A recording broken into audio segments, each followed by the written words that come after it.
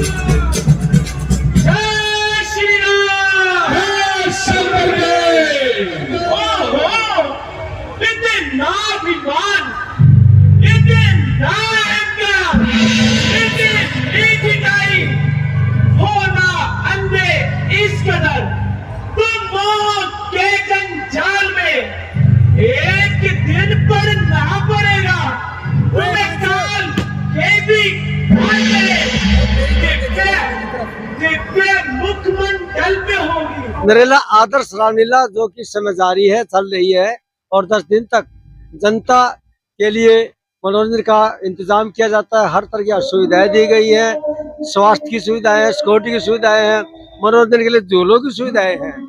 उसके अध्यक्ष जी राजेश खत्री जी, जो कि हमारे भाई भी है छोटे और न्यूज चैनल भी है अपना न्यूज 24 आज तक से भी वो काम देखते हैं। आइए जानते हैं राजेश जी, आज रामलीला का कौन सा दिन है? देखिए, आज अष्टमी है और 8वां दिन है और लगातार 8 दिन कैसे बीत गए ये पता ही नहीं चला, क्योंकि जो लोगों का प्यार है वो इतना ज्यादा प्यार मिल रहा है। काफी संख्या में दूर दूर से जो लोग हैं वो पहुंच रहे हैं। कल 9वीं है और 10वीं के दिन जो रावण दहन है वो होगा, दशहरा, उस दिन काफी संख्या में दूर दूर से लोग आते हैं। और जैसा कि आपको पता ही है कि सभी लोगों की सुरक्षा हमारा पहला, हम ये कहेंगे फर्स्ट प्रायोरिटी है कि किसी को किसी प्रकार की कोई असुविधा ना हो। बच्चों के लिए झूले लगाए गए हैं, छोटे बच्चों को बड़ा स्टेज मुहैया कराते हैं।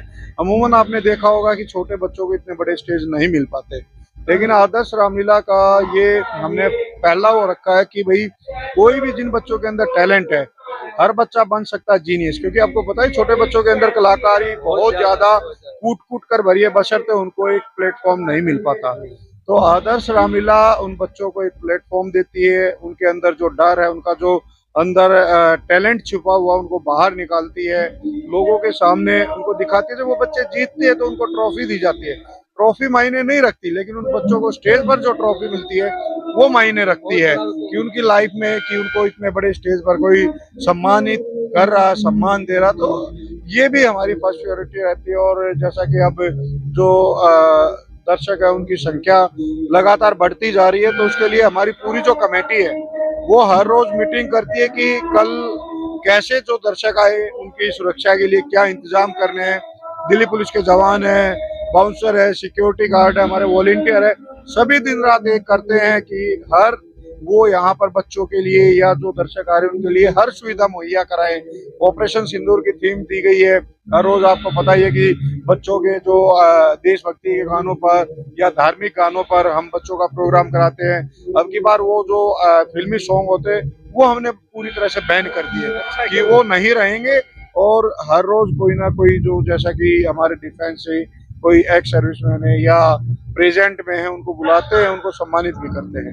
अच्छा लगता है। राजेश जी, बाहर की आवाज है, मैं नहीं कह रहा, समाज की लोगों की आवाज है कि राजेश जी का स्वभाव बड़ा अच्छा है। देखिए, सबको गले लगाते हैं, उनके लिए कोई छोटा है ना कोई बड़ा है, ये सच है कड़वा। मैं आपको बता रहा हूँ आज, देखिए जब तक सुना है, लोगों से देखा है, देखिए आज तक ऐसी कोई बात नहीं है। महावीर जी, हम प्रभु श्री राम की लीला कर रहे हैं।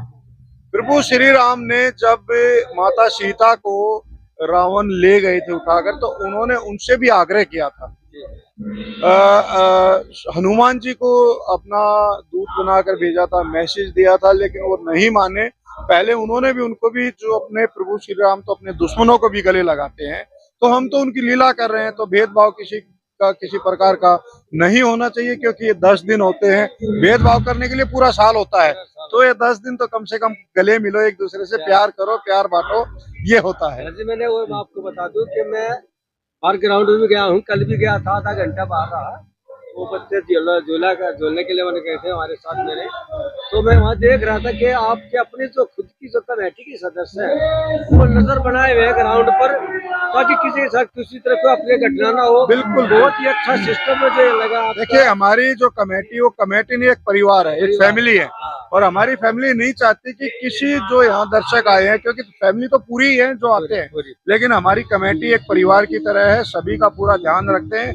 ये अपने से ज्यादा खुद भूखे रहेंगे, आप देखते हो अक्सर खुद प्यासे रह जाएंगे, लेकिन दूसरा जो दर्शक आए उसको पानी पिलाते हैं। खुद यहाँ पर भूखे रह सकते हैं, लेकिन दर्शकों का खुद खड़े हो जाएंगे, दूसरों को बिठाएंगे। तो ये हमारा परिवार है, और हमारे परिवार की यही खासियत है, क्योंकि प्रभु श्री राम के आदर्शों पर हमारी आदर्श रामलीला है।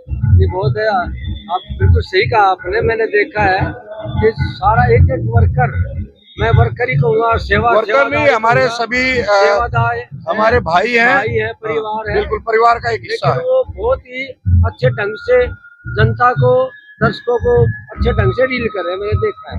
बिल्कुल, स्वयं जाके ग्राउंड में देखा है, यहाँ भी देखा है, कहीं भी किसी के मुख पर कोई ऐसा समझ नहीं आ रहा है देखिए, तो किसी को चुभने वाला। देखिए, एक तरफ तो आप लीला करोगे, दूसरी तरफ आप उनको ऐसे शब्द बोलोगे जिससे वो हर्ट हो, तो फिर लीला का कोई फर्क नहीं, कोई मायने नहीं रखता। कोई भेदभाव तो हमारे जो सबसे अच्छी बात, हमारे जो सदस्य हैं, जो हमारे पारिवारिक जो परिवार की एक टीम है, वो उनके अंदर सबसे अच्छी बात यही है कि सबको अपना समझकर चलते हैं, सबको गले लगाकर चलते हैं। बहुत बहुत धन्यवाद। इसमें आदर्श रामलीला में हूँ, जो कि इसमें चल रही है।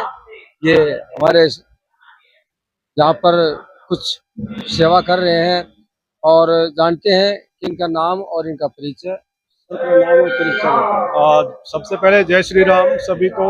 और मेरा नाम अशोक कुमार है और मैं आदर्श रामलीला कमेटी में स्वास्थ्य प्रमुख का कार्यभार अभी संभाल रहा हूँ।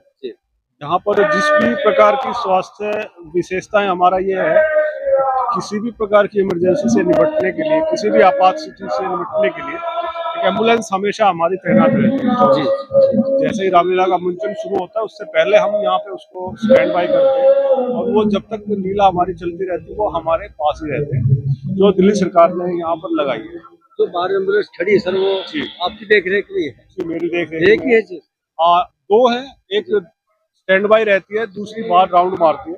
अच्छा। और दूसरा ये हमारे यहाँ पर फर्स्ट एड का एक अलग से हमने बनाया हुआ है पूरा सिस्टम है।